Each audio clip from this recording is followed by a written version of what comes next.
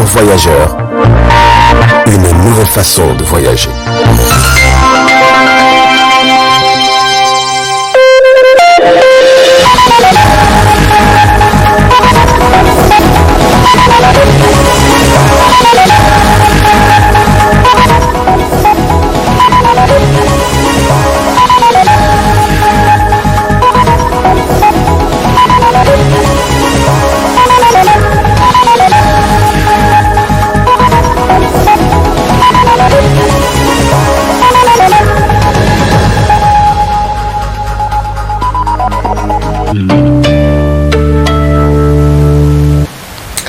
Vous êtes sur le miroir de la femme, Monsieur Yama, bonsoir et bienvenue à cette grande édition d'information que nous débutons par le ministre de la Défense nationale, le professeur Issouf Katambe, qui a présidé ce matin la cérémonie de présentation au drapeau et le baptême de la promotion 2019 des élèves gendarmes. C'était au niveau de l'école nationale de la gendarmerie, les temps forts avec Haïssa Adamou. Cette cérémonie consacre la présentation au drapeau et le baptême de la 53e promotion d'élèves gendarmes. Ils sont au total 896 élèves gendarmes à être formés à la promotion 2019. Le directeur de l'école a, à l'occasion de cette cérémonie, exprimé une légitime fierté. Après 16 mois, ces élèves gendarmes ont reçu une formation militaire adaptée à la situation actuelle, un enseignement professionnel adéquat qui leur permettront de travailler dans le strict respect des droits de l'homme et des libertés fondamentales pour la défense opérationnelle du territoire, la sécurité publique ainsi que la protection des personnes et de leurs biens. Élèves gendarmes de la promotion 2019, vous êtes désormais outillés et aptes à exercer le métier du gendarme. Je vous nomme ambassadeur de l'école de la gendarmerie nationale et vous exhorte à véhiculer au sein de vos frères d'armes et de la population les vertus du professionnalisme, de la rigueur et du respect des lois et règlements de la République acquis à l'école. Pour sa part, le haut commandant de la gendarmerie nationale a félicité ses élèves gendarmes avant de s'appesantir sur le rôle de la gendarmerie. Face aux menaces actuelles, la gendarmerie nationale travaille ardemment avec les autres forces de défense et de sécurité afin de répondre aux aspirations de sécurité et de paix chères à la population nigérienne en général et en particulier aux autorités de la 7e République. Élèves gendarmes de la 53e promotion, vous allez recevoir bientôt de Monsieur le ministre de la Défense nationale votre nom de baptême. Vous serez désormais des frères d'armes dans la grande famille des forces de défense et de sécurité où vous connaîtrez les réalités du terrain dans l'accomplissement de vos missions. Sans vous rappeler que sortis d'un même creuset, vous devez respect, loyauté et dévouement à la patrie, au drapeau, aux institutions républicaines ainsi qu'aux autorités administratives, judiciaires et militaires qui sont les symboles de la patrie et de la souveraineté nationale. Toutes ces recommandations qui feront de vous des soldats de la loi ne sauraient être accomplies pleinement qu'en ayant toujours à l'esprit le sens de la dignité et de l'honneur, l'amour ardent de la patrie, le respect des lois et règlements de la République, le culte du devoir et de la justice, l'esprit de solidarité, le dévouement mutuel et la confiance en vos chefs et vos camarades. Présent pour la circonstance, le ministre de la Défense nationale a dans son allocution exprimé toute sa reconnaissance aux autorités et aux forces de défense et de sécurité avant de procéder au baptême de cette promotion. Le drapeau que vous avez devant vous est composé de trois couleurs: l'orange, le blanc et le vert. Ce drapeau est l'expression de la devise de la République qui est fraternité, travail, progrès. À travers cette devise s'affirme un symbole dont il convient que vous saisissiez le sens en tant que militaire de la gendarmerie nationale. Il vous échoit désormais le redoutable devoir et l'insigne honneur de servir et de défendre ce drapeau partout où besoin sera, en tout temps, en tout lieu, le cas échéant, jusqu'au sacrifice suprême. Tout mon vœu nous accompagne. Votre promotion portera désormais le nom de promotion colonel-major Habibou Gado. Le ministre de la Défense nationale a demandé aux jeunes gendarmes qui ont eu l'honneur de porter le nom de Halidou Gado à faire de lui un guide et un pilote. La remise des prix aux meilleurs élèves gendarmes, une démonstration des techniques et un défilé ont clôturé la cérémonie de présentation et le baptême de la promotion 2019 de l'école de la gendarmerie nationale. Bonne chance et bonne carrière à ces nouveaux gendarmes. Les précipitations enregistrées ces derniers jours ont engendré d'énormes dégâts au niveau des rizières des villages de Djambala, Namarogungu et Lata. La Fédération des unions de coopératives des producteurs du riz Ficopri s'est rendue sur les différents sites de riziculture pour constater de visu l'ampleur des dégâts. Et c'est un bilan déplorable que tire le directeur général de la Ficopri que je vous propose de suivre.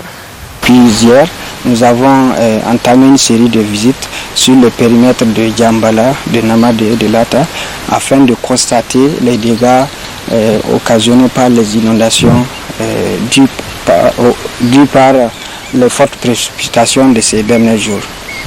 De ces constats, nous pouvons tirer le bilan suivant. À peu près 406,5 hectares sont inondés. Sur ces 406 hectares, il y a 357 hectares qui ont été déjà repiqués. Donc on peut évaluer cela en termes de pertes. Si on évalue l'engrais qu'on a déjà épandé sur ces parcelles, on peut évaluer la perte au stade actuel à 76 millions de francs CFA. Si rien n'est fait d'ici peu, on peut déjà perdre autour de 2439 tonnes de production qu'on peut évaluer à 451 millions de francs CFA.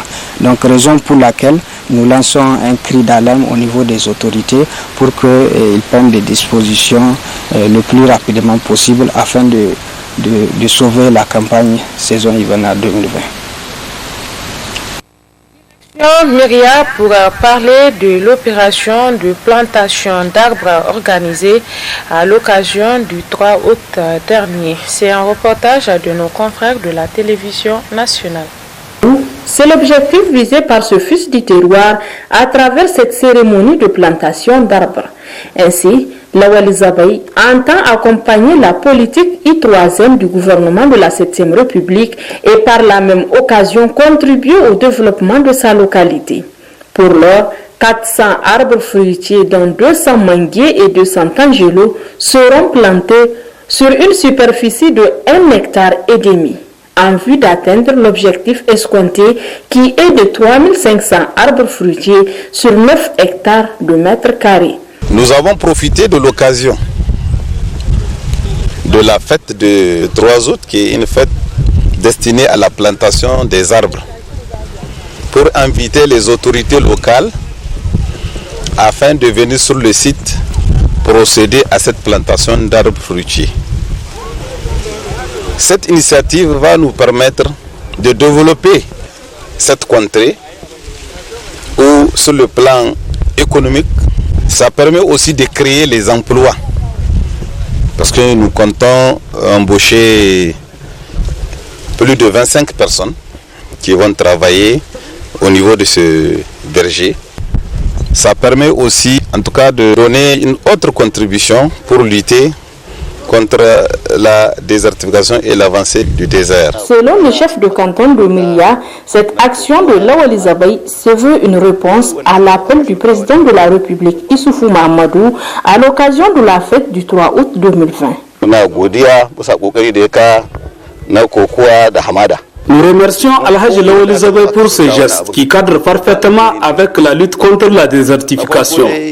Nous demandons à la population de s'investir pleinement dans l'entretien de ces 400 arbres fruitiers.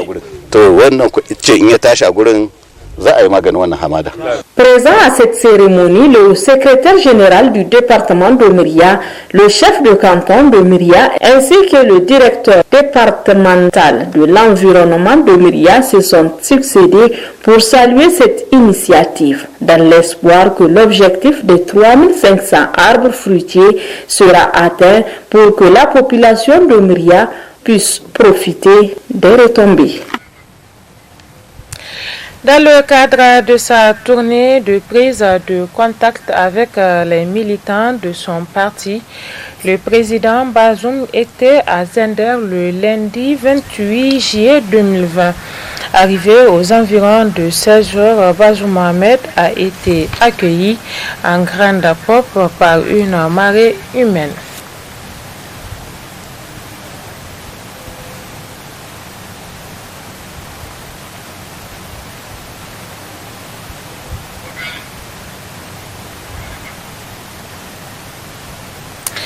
Parlons dans cette édition du moringa, une plante qui pousse facilement et qui résiste aux intempéries. Le moringa est surtout une plante nutritive. Suivez ce reportage. Le moringa est une plante généralement utilisée par les Nigériens pour ses multiples vertus. Ses feuilles peuvent être directement consommées ou accompagnées du riz ou encore du couscous à la nigérienne, communément appelé dambou. Le moringa est beaucoup demandé sur le marché, surtout pendant ses vacances, une période consacrée pour les cérémonies de mariage, baptême, des cérémonies auxquelles l'on fait couramment appel au moringa. Un commerce à travers lequel ces revendeurs du moringa arrivent à subvenir à leurs besoins et celles de la famille. Je vends du moringa. Après le décès de mon mari, c'est avec ce commerce que j'arrive à subvenir à mes besoins et celles de ma famille. Ceux qui ont des cérémonies font recours à nous, car le moringa est apprécié en plus, c'est pas cher. Il y a pour 2 000 et pour 3 000. Le moringa est une plante très appréciée par la population, bonne pour la santé, surtout pour les végétariens. Il est cependant conseillé de prendre soin de bien le préparer avant la consommation, afin de pallier à toute éventualité sur le plan sanitaire.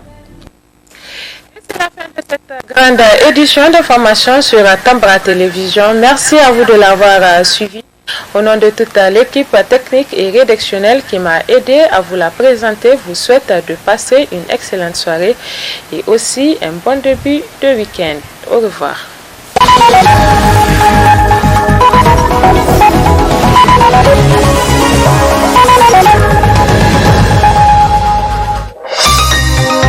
Ce journal vous a été présenté par STM Transport Voyageurs.